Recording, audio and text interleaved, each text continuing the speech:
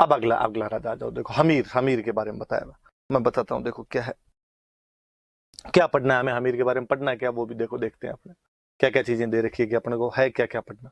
एक तो उसके विक्ट्री कैंपेन पढ़ने, और क्या पढ़ना है, और अपने को उसके टाइटल्स पढ़ने, दो ही चीजें दे रखी है अपने को इसमें। तो ये ना, ये एक दिमाग में हमेशा रहना चाहिए, कोई भी टॉपिक पढ़ो, कोई भी राजा पढ़ो, कि वास्तव में इसमें पढ़ना है क्या चीज, क्या क्या काम की है। तो दो चीजें काम की है कि भाई एक तो उसके विक्ट्री कैंपेन देखने, एक उसके टाइटल्स देखने। अब अपने देख लेंगे, विक्ट्री कैंपेन देख लेंगे, टाइटल्स देख लेंगे इसके कौन कौन से। तो अपने देखते हैं, देखो हमीर के बारे में, कौन था हमीर, क्या था, सुन वापस सुनना। अब मैं थोड़ा वापस पीछे जाके बताता हूं आपको, देखो गौर करना मेरी इस बात पे। गुहिल, गुहिल की पीढ़ी के अंदर हुए बप्पा या बापा, इसी पीढ़ी में चलते चलते एक राजा आया रण सिंह, या उसका एक नाम और मिलता है कर्ण सिंह। ध्यान देना इस बात पे, रण सिंह या कर्ण सिंह। इसके दो बेटे हुए, एक का नाम था गुस्सैम सिंह, एक का नाम था राहप। कहते हैं बड़ा भाई जो था, बड़े भाई को राजा बनाया गया, राजा राजधानी में रहे, तो उसे चित्तौड़ दे दिया गया। छोटे भाइयों को गांव दिया करते थे, उन गांव को बोलते थे ठिकाना, और इसको एक ठिकाना दिया गया, और वो ठिकाना था सिसोदा। राजसमंद के अंदर एक जगह पड़ती है सिसोदा। और यहां के बाद में क्लियर डिवाइडेशन दिखाई दिया कि जो बड़े भाई जो राजा बनेंगे वो अपने नाम के आगे टाइटल लगाएंगे रावल, और ये जो छोटे भाई होंगे ये अपने नाम के आगे टाइटल लगाएंगे, वो टाइटल होगा राणा।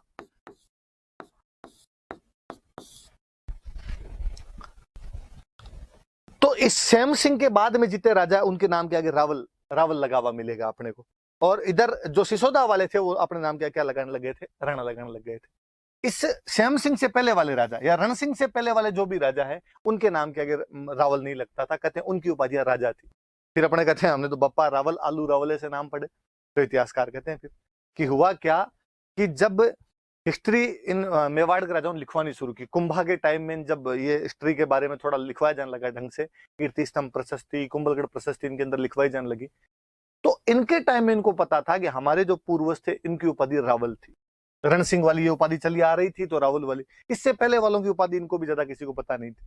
तो कहा भाई राजा को क्या कहते हैं, राजा को रावल कहते हैं, राजा कौन हुआ, बप्पा। तो बाद वालों ने उसके नाम के बप्पा रावल वैसे जोड़ दिया, पर कहते हैं इससे पहले वालों की, इनकी बप्पा की, गोहिल की, इनकी उपाधि रावल नहीं हुआ करती थी, इनकी उपाधि राजा ही थी। रावल की उपाधि हमें इस यहाँ से क्लियर डिवाइडेशन दिखाई देता है रण सिंह करण सिंह के बाद, और वहां से दिखाई देता है। अब श्याम सिंह बन गया, इधर रावल बन गया। अब इस श्याम सिंह वाली पीढ़ी में रावल बनते आ रहे हैं लगातार, और यूं करते करते जैसे समर सिंह बने, और समर सिंह के बाद में बन गया रतन सिंह, रतन सिंह रावल बन गया यहाँ पे। और जो रतन सिंह था वो 1303 में अलाउद्दीन खिलजी के खिलाफ लड़ता हुआ मारा गया। तो रावल शाखा का अंतिम कोई राजा हुआ था रावल ब्रांच का, तो रतन सिंह था। अब कोई पूछ ले कि मेवाड़ की रावल ब्रांच का अंतिम राजा कौन था, तो अंतिम राजा कौन था उसका, रतन सिंह उसका अंतिम राजा हुआ था। रतन सिंह यहाँ पे मर गया था, और कहते रतन सिंह का एक छोटा भाई हुआ करता था कुंभकर्ण। कुंभकर्ण यहां से बाद में नेपाल की तरफ चला गया था, और नेपाल में बाद में इसके जो वंशज हुए थे, पृथ्वी नारायण शाह नाम करके वंशज हुआ था, उसने नेपाल में एक डायनेस्टी की स्थापना कर ली थी। और मैंने बताया कि बड़े भाई रावल लगाते थे, छोटे वाले भाई जो राणा लगाना शुरू हो जाया करते थे, इसलिए कुंभकर्ण एक तरीके से राणा है, इसलिए नेपाल में उसने राणा डायनेस्टी की स्थापना की थी। और राजा नाम के आगे शाह भी लगाने लगे थे, तो आप शाह डायनेस्टी भी देख लेते हो। और वो जो नेपाल की डायनेस्टी थी वो 2007 तक वहां पर थी। 2007 के बाद वहां पे डेमोक्रेसी आई है, तब तक वहां पे ये राजतंत्र हुआ करता था। और मैंने आपको और बताई थी बात एक, कि कल जब मैं कह रहा था कि गुहिल वंश की 24 ब्रांचेस थी, और उनमें एक ब्रांच नेपाल के अंदर थी। तो नेपाल वाले जो हैं वो गुहिल हैं, नेपाल वाले जो हैं वो अपने मेवाड़ से गए हुए हैं, नेपाल वाले जो हैं वो रतन सिंह के छोटे भाई थे कुंभकर्ण, उनके वंशज है अपने। ये बात भी अपने याद रखना। तो ये तो इधर वाली पीढ़ी, रावल रतन सिंह भी जाके खत्म हो गए। रतन सिंह रावल शाखा का अंतिम राजा है। अब इधर इधर राहब को दिया था, तो कोई पूछे सिसोदा गांव की स्थापना किसने की थी, तो कहीं ना कहीं ठिकाना किसको मिला था, राहब को। अब यहाँ पे राहब के बाद में बनते आ रहे थे, यहां पर एक बंदा बना लक्ष्मण सिंह। तो ये राणा हो गया, राणा लक्ष्मण सिंह हो गया। जब इधर रतन सिंह थे राजा बने हुए थे, तब सिसोदा के अंदर जो सामंत बैठा था, वह उनका जो फ्यूडल बैठा था, ये जो छोटे भाई होते थे इनको फ्यूडल बोलते थे, फ्यूडल कहते या फ्यूडल लॉर्ड कहते, या हिंदी में कहते थे सामंत, या ज्यादा नॉन शब्द आपने सुना हो, जमींदार, जागीरदार, ठाकुर टाइप के शब्द बोला करते थे। लक्ष्मण सिंह था। जब और ये होता था कि राजा पे जब हमला होगा तो आसपास के जितने भाई होंगे वो सहायता करने के लिए जाएंगे। जब अलाउद्दीन खिलजी ने रतन सिंह पर हमला किया तो अलाउद्दीन खिलजी ने अपने भाइयों को कहा आओ भाई सहायता करने के लिए। लक्ष्मण सिंह सहायता करने के लिए गया, कहते अपने 7 बेटों के साथ सहायता करने के लिए गया था। और 1303 वाले उस हमले में, उस केसरिया, मैंने कहा था केसरिया में जीते जाएंगे, सब लड़ते हुए मारे जाते थे। न केवल लक्ष्मण सिंह बल्कि इसके 7 बेटे भी इसके अंदर शहीद हो गए थे। 7 बेटे यहां पर शहीद हो जाते हैं। सुनना अब इससे आगे की थोड़ी सी बात और सुनना। एक तो ये रावल वाला नहीं विभाजन ध्यान रखना कि रावल और राणा शाखाएं जो है वो एग्जैक्टली कहां कहां से अलग हुई थी, तो रण सिंह के बाद में अलग हुई थी, ये वाली बात याद। नोट्स के अंदर आपके लिखा हुआ और मिल जाएगा, पर थोड़ी ध्यान दे लेना। अब लक्ष्मण सिंह की बातें मैं वापस बताता हूं। देखो लक्ष्मण सिंह जो था,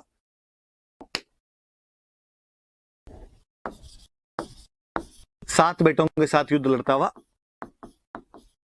शहीद हो गया था। लक्ष्मण सिंह का एक बेटा था, 7 जो शहीद हुए थे उनमें एक बेटा था अरि सिंह, और जो इसका बेटा एक बच्चा था जो बाद में सिसोदा को संभालता है, उसका नाम था अजय सिंह। अजय सिंह नाम था। अरि सिंह तो उसके अंदर एक्सपायर हो गया था, अजय सिंह बच गया था। सिसोदा का बाद में जो सामंत बनता है, फ्यूडल बनता है, वो अजय सिंह बन जाता है। इनके मरने के बाद में अजय सिंह को एक बात पता चली। अरि सिंह की एक बात है बड़ी जोरदार सी, कि अरि सिंह जब राजकुमार हुआ करता था, अरि सिंह लक्ष्मण सिंह का बड़ा ही बड़ा बेटा था। जब ये राजकुमार हुआ करता था यहाँ का, मतलब सिसोदा के सामंत का बेटा, एक तरीके से कुंवर ही है।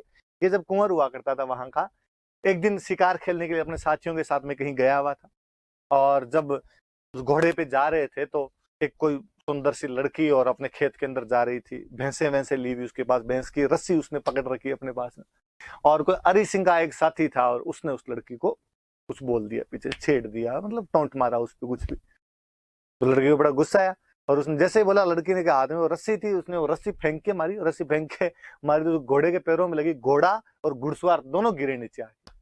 हरि सिंह को बड़ा शानदार लगा। हरि सिंह को लगा यार ये लड़की बहादुर लड़की, मैं यदि इससे शादी करूं, इसके जो बेटा वो और कितना बहादुर। और कहते हैं हरि सिंह ने उससे वहां पे शादी कर ली। वहीं पे हाथों हाथ उनके घर पे गया, उसे पता चला किसकी क्या लड़की है, पता चला गाँव के कोई सामान्य से ही राजपूत है, उनकी लड़की है ये, तो उनसे शादी कर लेता है। पर उसे लगा यार मैंने तो अचानक यहाँ पे शादी कर ली, ये कोई बड़ी राजकुमारी भी नहीं है, पापा के पास गए तो पापा पता नहीं क्या कहेंगे, तो उसने उसको अलग ही रख दिया, और किसी को बताया भी नहीं कि ये मेरी वाइफ है और यहाँ पे रहती है। और उसके बेटा और हो गया है, और जो बेटा हुआ था उसका नाम था हमीर। और एक कौन सी मूवी है जिसके अंदर वो सारे भाई शादी नहीं करते हैं, प्रेस रावल अलग से एक वाइफ रख लेता है, अक्षय खन्ना का ही है ना, हलचल, हलचल मूवी होनी चाहिए शायद, तो वैसा सा कुछ हरि सिंह के साथ में। तो हरि सिंह वहां पे अलग से एक वो वाइफ उसकी और उसका बेटा हमीर यहाँ पे। अब पता चला कि साहब हरि सिंह युद्ध में लड़ता मारा गया, तो बेचारी वो अपने पीहर चली गई वापस अपने बेटे को लेके। अजय सिंह जब इधर सामंत बना, अजय सिंह को ये बात पता चली यार मेरे भैया की एक ऐसे ऐसे शादी और की हुई थी, मेरे तो भतीजा और है। तो वो जाता है और वो जाके अपने जो भाभी होते हैं उनको कहता है भाई नहीं आपका हिस्सा है राज्य में, आप वहां जाके रहो, अपने पीहर मत रहो, ये हमारी बेइज्जती, और इस बच्चे को वहां पे रखो, आप वहां पे पालन पोषण करो। और वो इनको भाभी और भतीजे को लाके वहां पे सिसोदा के अंदर तो वो दोनों रहने लग जाते हैं यहाँ पे। हमीर वहीं पर पालन पोषण उसके चाचा द्वारा पालन पोषण किया जाता है। कहते हैं जो चाचा थे अजय सिंह, इनका एक बेटा था सज्जन सिंह।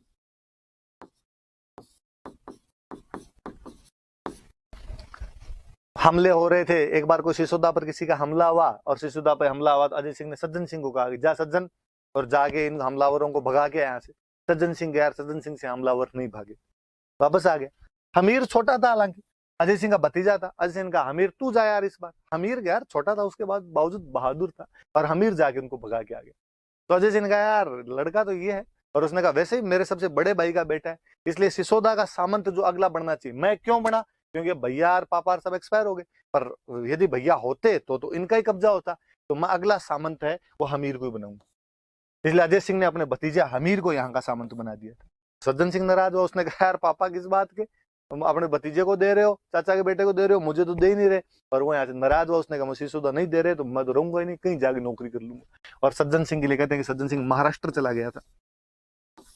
और इसी के पीढ़ी में आगे चलते चलते चलते चलते चलते चलते एक लड़का हुआ जिसने पूरे महाराष्ट्र पर बाद में राज किया था, महाराज छत्रपति शिवाजी तो मैं कल आपको फिर बता रहा था कि शिवाजी जो है वो भी यहीं के थे, वो भी सिसोदा के गए हुए थे यहाँ से। इसलिए शिवाजी जब राजा बन जाते हैं तो कहते हैं कि मैं महाराणा प्रताप का वंशज हूँ, मैं सिसोदिया हूँ, मैं मेवाड़ का हूँ, मैं गुहिल हूँ, वो सब बात बताते हैं। तो ये भी थोड़ा सा आपने रिलेशन याद रखना, दिमाग में रहेगी बात।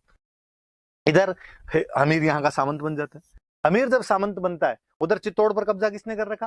चित्तौड़ पर पहले खिजर खान आ गया, खिजर खान के बाद में मालदेव सोनगरा आ गया। मालदेव सोनगरा आया हुआ इधर हमीर पर, अमीर को लगेगी यार ये अपने को चित्तौड़ वापस छीन। उधर 1320 में खिलजी डायनेस्टी समाप्त हो जाती, खिलजी वंश ही समाप्त हो जाता।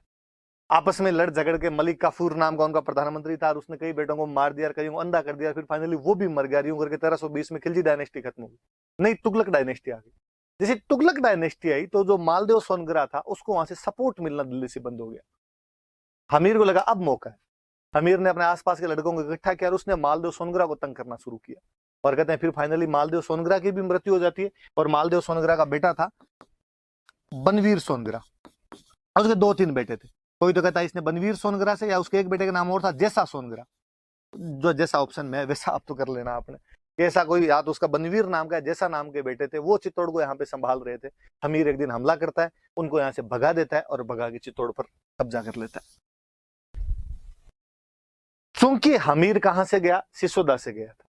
हमीर सिसोदा से गया था और उसने चित्तौड़ पे जाके कब्जा कर लिया, इसलिए हमीर के बाद में जितने राजा बने वो सिसोदिया हो गए। वंश तो गुहिल ही है, लेकिन गुहिल की वंश की कौन सी ब्रांच आ गई? तो सिसोदिया ब्रांच आ गई। सिसोदिया क्यों कहा जाता है? क्योंकि सिसोदा से गए थे। मैंने और बताया कि पहले चित्तौड़ वाले रावल लगाते थे, सिसोदा वाले राणा लगाया करते थे। हमीर सिसोदा से गया था, इसलिए हमीर ने बाद में राणा लगाया करता था, राणा हमीर का कब्जा हुआ। क्योंकि चित्तौड़ का पूरे का राजा बन गया, इसलिए उन्होंने नाम क्या किया? महाराणा लगाने शुरू कर दिए थे। तो ये राणा लगाने वाला या महाराणा लगाने वाला पहला जो कोई चित्तौड़ का राजा हुआ था, तो पहला राजा हमीर ही हुआ था। शुरुआत में राणा टाइटल मिलते हैं, धीरे धीरे महाराणा मिलने लग जाते हैं। हालांकि ऐसा भी कोई अलग अलग डिवाइडेशन नहीं है। हमीर के नाम में गौरी शंकर हीराचंद ओझा अपने सबसे बड़े इतिहासकार हैं, उन्होंने उसके नाम के आगे महाराणा लिखा है। तो आप राणा महाराणा कुछ याद रख लेना। ये टाइटल हमीर के बाद में मिलने लगता है। उसके बाद में सिसोदिया कहलाने लगते हैं। ये अपने वो रीजनिंग वाली सी बात है। हम नहीं पढ़ते कि कहता है वो सभी फूल पत्ती है और सभी पत्ती फूल नहीं, ऐसे आते हैं। तो आप वो कह सकते हो कि सभी सिसोदिया गुहिल है, पर सभी गुहिल सिसोदिया नहीं। कि गुहिलों में सिसोदिया केवल कौन से हैं? जो सिसोदा के थे। अब चूंकि इसके बाद में सारे राजा यही बने, टिल इंडिपेंडेंस, आजादी तक के सारे राजा यही बने, इसलिए आजादी तक के राजाओं का टाइटल आपको राणा महाराणा ही मिलेगा। सारे के सारे अपने को सिसोदिया कहते हुए मिलेंगे। तो ये हमीर से अलग हुए थे बाद में। हमीर की पीढ़ी आगे चलने लग गई थी, और उसने बनवीर सोनगरा का दो या जैसा सोनगरा, दोनों ही नाम मिल जाते हैं, ऐसा कोई है नहीं। इतना इस पे लोड भी नहीं लेना कि एग्जैक्टली कौन सा क्या मानना है, जो ऑप्शन में उसके अनुसार कर लेना। और इनको हरा के वहां पर उसने हमीर ने वापस कब्जा कर लिया था। अब मैंने बताया कि उधर तुगलक डायनेस्टी आ गई थी। जब उधर तुगलक डायनेस्टी आ गई तो तुगलक डायनेस्टी में एक राजा हुआ था मोहम्मद बिन तुगलक। कहते हैं कि ये जैसा मोहम्मद बिन तुगलक के पास चला गया, और इसने जाके मोहम्मद बिन तुगलक को कहा कि यार ये था तो हमारा चित्तौड़ और हमीर ने कब्जा कर लिया, तू सहायता कर। मोहम्मद बिन तुगलक ने अपनी सेना भेज दी। हमीर बड़ा बलशाली आदमी था। हमीर गया, सामने जाके सेना से लड़ाई करता है और मोहम्मद बिन तुगलक की सेना को हरा देता है। कहते अपने बांसवाड़ा के अंदर एक जगह पड़ती है सिंगोली।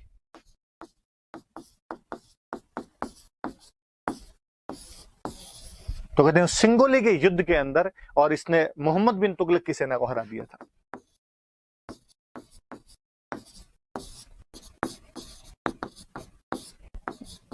और आप देखोगे भी ये समकालीन भी। 1325 में मोहम्मद बिन तुगलक राजा बनता है, 1326 के अंदर इधर हमीर राजा बना हुआ आपका। तो ये भी याद रखना कि सिंगोली के युद्ध में उसने किसको हरा दिया था? तो मोहम्मद बिन तुगलक को उसने सिंगोली के युद्ध के अंदर हरा दिया था। अब मैं लो वापस उस पर जाके आपको बातें बताता हूँ। दो बातें याद रखना। एक तो हमीर ने चित्तौड़ पे कब्जा किया, हमीर सिसोदा का है इसलिए सिसोदिया हो गए, राणा टाइटल लगना शुरू हो गया। अब देखो वापस देखते हैं अपने, सॉरी, आपने कहा कि अपने को एक तो पढ़ने विजय अभियान।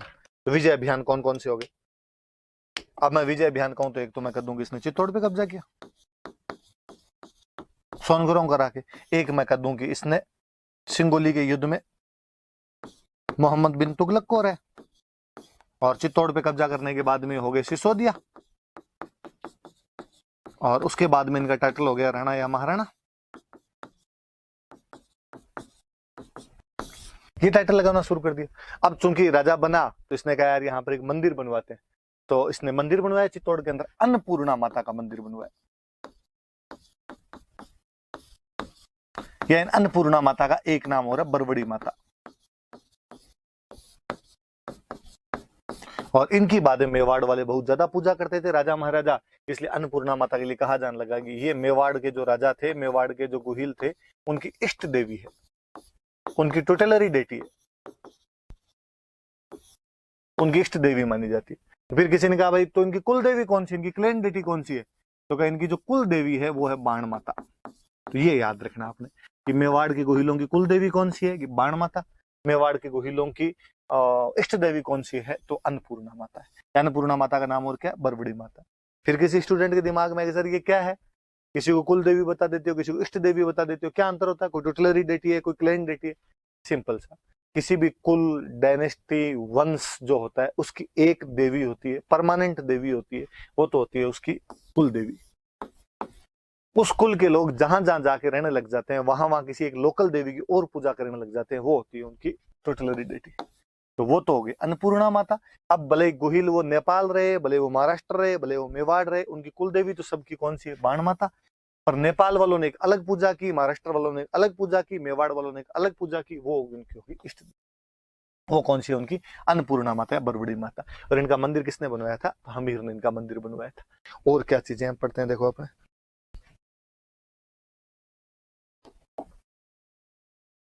उपाधियां। देखो अब जब इतना बड़ा राजा होगा तो उसकी उपाधियां भी होगी कुछ ना कुछ।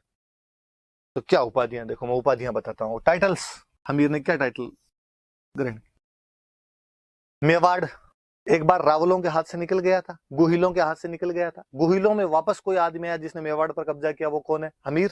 सिसोदा का इसलिए सिसोदिया है, राणा टाइटल लगाना शुरू किया इन्होंने। अंतिम रावल रतन सिंह है, पहला राणा हमीर।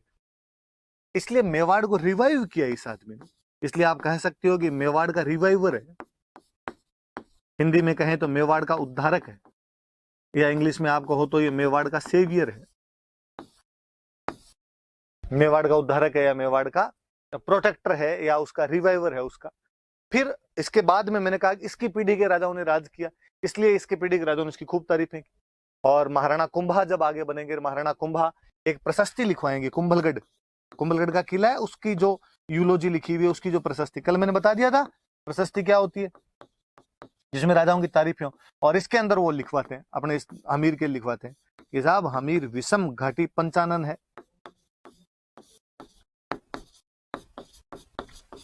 3 शब्द देखो, विषम घाटी पंचानन। मैं तीनों को तोड़ता हूं। पंचानन का मतलब होता है शेर, लोइन। घाटी का मतलब होता है युद्ध, आक्रमण, अटैक। विषम का मतलब होता है कठिन, टफ। कठिन युद्ध में शेर के समान, वह राजा जो कठिन युद्धों में शेर के समान रहता है, उसे हम क्या कहेंगे, विषम घाटी पंचानन। और वो कौन है, हमीर। ऐसा कौन सी प्रशस्ति कहती है, कुंभलगढ़। ऐसे ही कुंभा ने एक बुक लिखी थी, रसिक प्रिया। और उस रसिक प्रिया बुक के अंदर उसने लिखा कि जो मेरे दादाजी वे हमीर, वो एक ब्रेव किंग हुए थे, वीर राजा हुए थे। तो उन्होंने इसकी उपाधि क्या दे दी, एक और वीर राजा। फिर कर्नल टोड, अपने राजस्थान का इतिहासकार, और कर्नल टोड ने कहा ये प्रबल हिंदू है, कोई पावरफुल हिंदू किंग हुआ है तो वो कौन हुआ है, तो उसने कहा हमीर हुआ। ऐसा किसने कहा, तो ऐसा कर्नल टोड ने कह दी। तो ये हमीर की उपाधियां याद रखना कि हमीर को मेवाड़ का उद्धारक कहा जाता है, कुंभलगढ़ प्रशस्ति विषम घाटी पंचानन कहती है, रसिक प्रिया एक बुक है कुंभा की, उसमें इसको वीर राजा कहा गया है, और कर्नल टोड जो हिस्टोरियन है उसने इन्हें प्रबल हिंदू कहा है। ये हमने हमीर के बारे में बातें पढ़ी, उनके हमने विक्ट्री कैंपेन भी देखे, उसके हमने टाइटल्स भी देखे। आज की क्लास यहीं खत्म करते हैं। ये 2 राजा आप पढ़ना, पीछे वाले मैंने और पढ़ाए थे, कल की क्लास में अपने और पढ़ेंगे। Thank you.